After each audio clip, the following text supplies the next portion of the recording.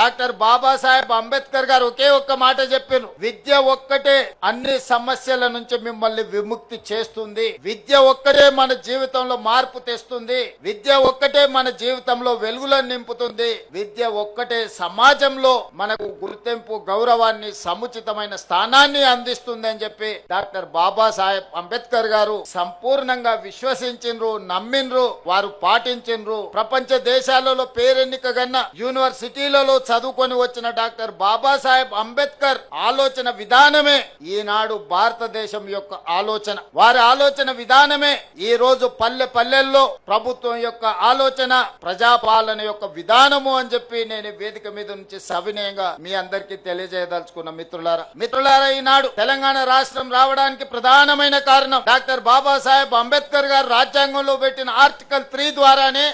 సోనియా గాంధీ గారు సాహసోపేతమైన నిర్ణయం తీసుకొని మన తెలంగాణ రాష్ట్రాన్ని ఏర్పాటు చేయడం జరిగింది. తెలంగాణ ఉద్యమంలో మీకు అందరికీ తెలుసు, దళితులు, గిరిజనులు, ఆదివాసీలు, బలహీన వర్గాలకు సంబంధించిన పిల్లలే పోరాటంలో ముందు భాగాన నిలబడమే కాదు, ఆత్మ బలిదానాలలో వాళ్ళే ప్రత్యేకమైన పాత్ర పోషించి ఈనాడు తెలంగాణ రాష్ట్రాన్ని సాధించుకోవడంలో వాళ్ళు ప్రత్యేకమైన పాత్ర పోషించి వాళ్ళే కాదు, ఈనాడు గుర్తు చేసుకోవాల్సింది గద్దరన్న తిరగని గల్లీ ఉందా, గద్దరన్న గజ్జె కట్టి గొంగడి